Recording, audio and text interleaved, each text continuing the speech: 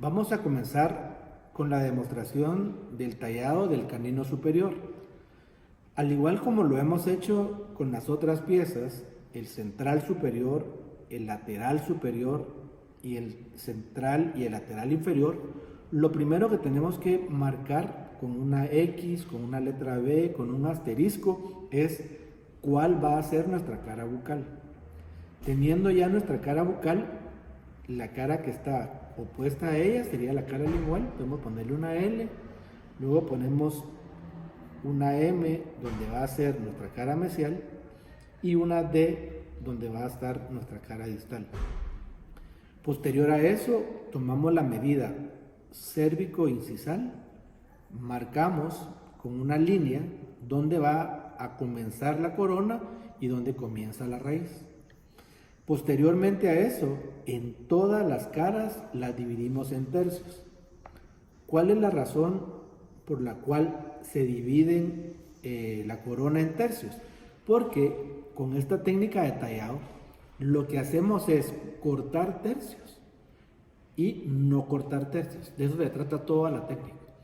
Esa es la razón por la que es muy importante establecer primero los tercios horizontales y posteriormente vamos a marcar los tercios verticales cuando entremos a la parte de eliminación de aristas. Entremos entonces al corte de las caras libres. El corte de la cara bucal, al igual como lo hemos hecho en todas las piezas anteriores, es un corte recto e inclinado desde la unión del tercio cervical y medio hacia incisal. A diferencia, o como una pequeña diferencia de lo que hemos cortado con los incisivos, en el canino vamos a dejarlo ligeramente antes, un milímetro y medio antes del eje largo de la pieza, y ya lo marcamos donde nos va a corresponder el borde incisal. La razón por la que se hace esta característica de dejar el borde incisal más ancho es porque el canino tiene accidentes morfológicos más pronunciados en la cara lingual. En la cara lingual hacemos el único corte cóncavo que hay en toda la técnica de tallado. No importa que la pieza sea superior o inferior, anterior o posterior, el único corte cóncavo que se lleva en esta técnica es el corte de la cara lingual de los dientes anteriores. En el canino superior podemos hacer o podemos llevar a cabo un corte que sea ligeramente menos cóncavo de lo que hemos hecho en el central, en el lateral y en los centrales y laterales inferiores. Cuando terminamos los dos cortes, debemos de dejar un corte recto, el de la cara bucal, y un corte cóncavo en la cara lingual. Vamos a dejar un borde incisal ligeramente más grueso de lo que hemos hecho tanto en dientes anteriores inferiores como en dientes anteriores superiores. Una de las preguntas y una de las dudas que le da al estudiante es cuánto debo de gastar o cuánto debo de cortar en las caras proximales. Mi consejo es, en el caso de los caninos y en casi todas las piezas, que se debe cortar un tercio del tercio proximal en un corte inclinado que va desde la unión del tercio medio con el tercio incisal hacia cervical. Si cortamos más, vamos a dejar una pieza muy acampanada y entonces va a ser muy difícil poder rectificar este corte. Por eso mi consejo es que se debe cortar un tercio del tercio proximal, ya sea en la cara mesial o en la cara distal. En algún momento nos puede quedar esta pequeña gradita, entonces la cortamos para que nos queden completamente lisos y completamente bien definidos todos los cortes. Aquí tenemos el corte bucal recto, el corte de la cara lingual cóncavo, los dos cortes proximales rectos. Ahora procedemos a marcar lo que son los tercios verticales, tanto en la cara bucal como en la cara lingual. ¿Por qué razón hacemos esta marca? ¿Por qué dividimos? Porque vamos a cortar los ángulos línea que se forman por la unión de la cara bucal con las caras proximales y por la unión que se forma por los ángulos línea que se forman por la unión de la cara lingual con las caras proximales. Por bucal seguimos exactamente el mismo procedimiento que hemos hecho en todas las piezas anteriores. Es un corte de una arista recto desde incisal hasta cervical. Se puede cortar, como lo estoy haciendo yo aquí, o si usted tiene miedo, lo puede hacer con la técnica de raspado, como que estuviera pelando verduras, zanahorias o papas. El resultado es básicamente el mismo. La idea es cortar la arista y desaplanar la cara bucal. Básicamente el resultado es exactamente el mismo, cortando o haciéndolo como que fuera una técnica de raspado. Ahora, en la superficie lingual, el corte de las aristas sí es diferente. Comenzamos cortando muy poco en incisal, luego cortamos más en el tercio medio y cortamos completamente en el tercio cervical. Tanto en el lado mesial como en el lado distal. Muy poco en incisal, nos metemos más en el tercio medio y todo el tercio cervical. ¿Por qué razón cortamos todo el tercio cervical? Porque automáticamente al hacer estos dos cortes a las aristas, llevamos a cabo dos accidentes morfológicos que tienen las piezas anteriores. Una es el cíngulo, que ya queda completamente definido, y otra, la convergencia que tienen todas las piezas anteriores, superiores e inferiores de las caras libres hacia lingual, razón por la cual las caras linguales de todos los dientes anteriores, superiores e inferiores presentan menor dimensión en todas sus medidas. Posteriormente a esto, vamos a cortar los brazos. Marcamos, si quieren, como una referencia muy suave, dónde está nuestro tercio incisal. ¿Por qué razón? Porque los brazos en el canino superior jamás deben exceder el borde incisal o el tercio incisal. El borde mesial es más corto, cortamos, y el borde distal es más largo, lo vamos a llevar casi ligeramente más abajo de la mitad del tercio incisal. A veces nos queda como la pieza con un corte muy largo en el borde incisal, entonces retocamos y volvemos a cortar el brazo mesial para que la cúspide no nos quede tan inclinada hacia mesial. Y volvemos a retocar otra vez nuestro borde o nuestro brazo distal, para que así ya queda bien definida el vértice de la cúspide del canino superior.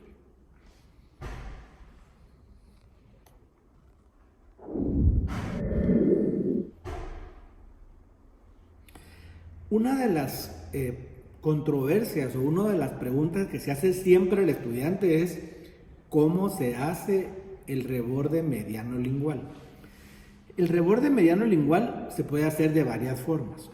Una es, lo voy a marcar aquí con la espátula Word, como que fuera un doble reloj de arena. Esta es la forma como más didáctica de hacerla. Igual podemos hacerla como un reborde, es decir, como un continuo, una continuidad de un reborde en la parte media de la cara lingual de la pieza. Hagámoslo una mezcla de los dos, con la forma triangular en la parte donde es la prolongación del cíngulo y ligeramente más recto donde va a ser la parte de la prolongación del reborde bucal hacia el lingual. Ahora, yo considero que la forma más fácil de hacerlo es con la cuchilla. Y yo lo hago de esta manera. Primero con la cuchilla hacia donde está marcado mi reborde mediano. Esto automáticamente me deja marcado dónde está el reborde mediano lingual y me deja de una vez hecho el reborde proximal. Lo voy a hacer otra vez. Sobre o con la punta hacia el reborde mediano lingual. Un corte profundo, más o menos profundo, y luego otro corte hacia la parte incisal y luego lo retoco. Automáticamente, con estos dos cortes, ya me queda bien definido el reborde mediano lingual y ya me quedan los rebordes. Ahora, si yo lo quisiera hacer como más de forma recta, no tan triangular, lo que hago es corto un poquito en la parte donde está el reborde mediano en incisal y lo vuelvo a retocar con la punta de la cuchilla. Ahí me va a quedar un reborde mediano lingual, ya no de forma tan triangular, sino me va a quedar un poquito recto.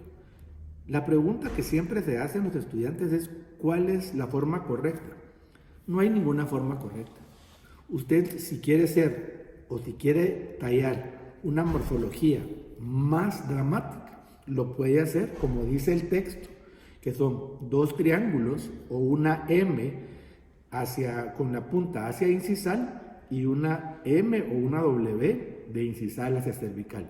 O si quiere ser menos dramático, lo puede hacer como un reborde proximal tubular. No habría ninguna diferencia. Aquí ya comenzamos a marcar más dónde están nuestras fosetas. Comenzamos a profundizar. Esa es la razón por la cual tenemos que dejar un borde incisal más grueso. Porque de otra manera, al comenzar a profundizar las fosetas, vamos a perforar la cara lingual y se nos va a ir la cuchilla hacia la cara bucal. Limpiamos esto.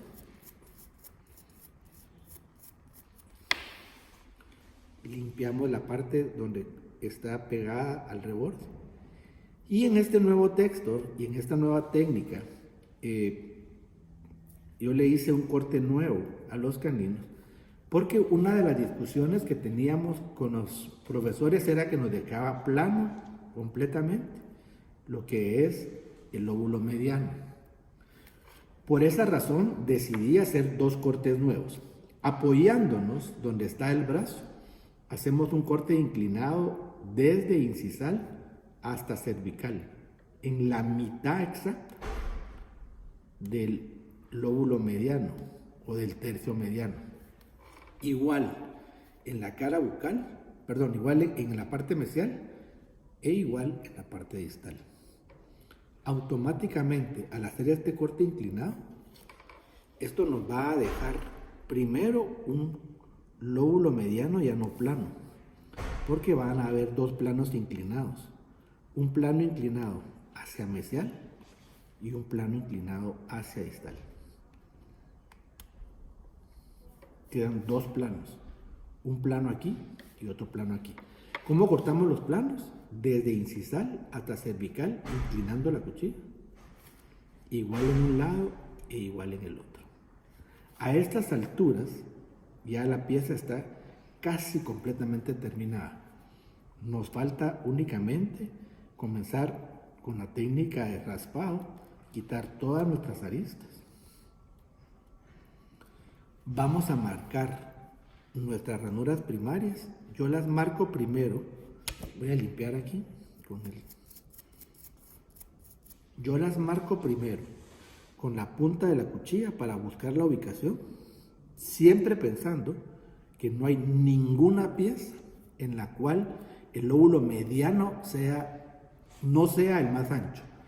El lóbulo de desarrollo más ancho siempre, en todos los dientes anteriores, es el mediano. Igual marcamos aquí, con la punta de la cuchilla, donde nos va a quedar la ranura mesial. Luego, inclinamos completamente nuestra cuchilla para hacer un corte de V abierto, completamente abierto. Porque las ranuras no son rayas, son depresiones lineales.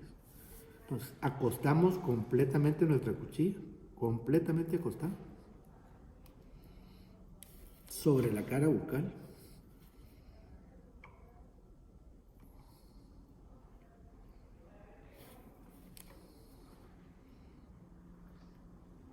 Y ahí ya marcamos nuestras ranuras. Retocamos los brazos o los rebordes cuspidos de la piel para que nos quede más largo mediovitalmente el distal. Comenzamos a dar la técnica.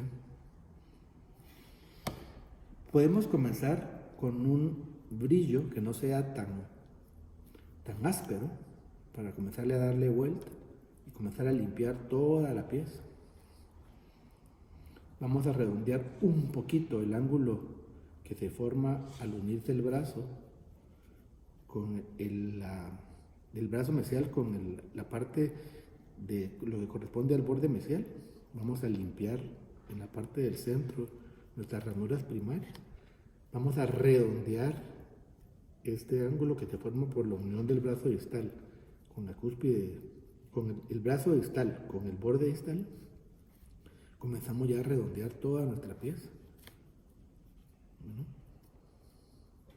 Podemos seguir con un brillo que sea menos áspero todavía. Hay una parte aquí como de viruta que esa hay que quitarla con una espátula, ¿verdad? Para que no nos quede la mancha. O con un cepillo de dientes. Lo vamos limpiando. Finalmente, este brillo, que tiene una como esponja de este lado, nos es sumamente útil para redondear la parte que corresponde a los rebordes proximales y la parte que corresponde al reborde mediano lingual. Este lo redondea, la parte esta, ¿verdad? Con cuidado. Seguimos puliendo, ¿verdad? Y finalmente, casi la parte final, comenzamos con nuestra parte más gruesa de la media, como que estuviéramos lustrando zapatos, ¿verdad? Para que nos quede una superficie más tersa. Siempre dándole vuelta, ¿verdad? Siempre le damos vuelta. Para que así no nos quede ninguna parte plana. Siempre le damos vuelta. Además la media ya no desgasta. La media va a comenzar a dar brillo. Pasamos a la parte más delgada de la media, que es la parte que corresponde a lo que corresponde al pie en la media, ¿verdad? Que es mucho más delgado. Esto nos da un brillo mucho más fuerte. Quita todas las asperezas, ¿verdad? Queda completamente pulida la pieza. Y al final le echamos lo que es nuestro alcohol en gel y lo podemos pulir. A mí me gusta pulirlo con una esponja, con esto. Lo pulimos con la esponja.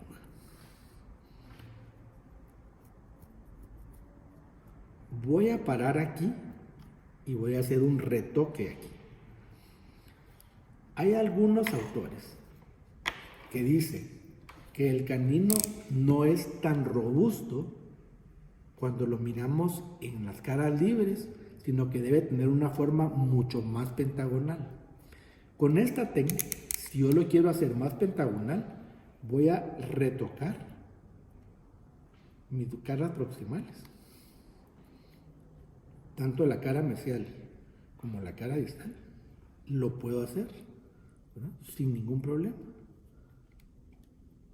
Y entonces, automáticamente, solo con meterme un poquito más, hacerlas más marcadas, ya miramos una pieza con unas caras libres mucho más pentagonales. Eso es, volvemos a lo mismo. Hay algunos autores que dicen que no, que el canino es muy robusto y no es tan pentagonal. La verdad es, mi consejo sigue siendo el mismo. Cuando corte proximal, no exceda en ninguno de los dos caninos, ni en el superior ni en el inferior, el tercio proximal. Si usted mira o si el instructor le dice que tiene que hacerlo un poquito más pentagonal, puede retocarlo. Si usted se excede y corta más allá de los tercios proximales, cuando corte las caras mesial y distal, ya no puede hacer lo que hice yo. Con esto terminamos la pieza, ¿verdad? Para hacer el borde cervical, lo que tenemos que hacer únicamente es eliminamos todas nuestras aristas para poder llevar a cabo de una mejor manera nuestro borde cervical. Entonces, cortamos todas nuestras aristas. ¿Cómo llevamos a cabo cómo se lleva a cabo, cómo se realiza el corte del borde cervical? Siempre se hace a expensas de la raíz. Es una pequeña gradita. Limpiamos, ¿verdad? Sabemos que nuestra escotadura mesial es más profunda, es más convexa, es continua, ¿verdad? Vamos a la parte lingual. Sabemos que nuestra escotadura distal es ligeramente menos convexa que la escotadura mesial. Ahí hacemos una pequeña gradita a expensas de la raíz siempre a expensas de la raíz. Y posteriormente, con el mismo brillo, con la parte que tiene la esponja, le pasamos en todo su contorno para que nos quede marcado, pero no con una franja, sino una pequeña gradita. Una pregunta que se hacen todos es ¿por qué se mira tan visible el borde cervical en los tallados que hacemos nosotros? La razón es muy simple, porque la cera es de color. ¿Por qué tallamos en cera de color y no en cera blanca? Porque nos interesa que el estudiante conozca la ubicación, la localización y la profundidad de los accidentes morfológicos. Si se hiciera con cera de colores muy suaves no se podría hacer. Obviamente, en una pieza dental solo se va a poder observar únicamente una pequeña diferencia entre lo que es la corona y la raíz, pero eso es porque la pieza dental es de un color blanco y de un color un poco más oscuro la raíz.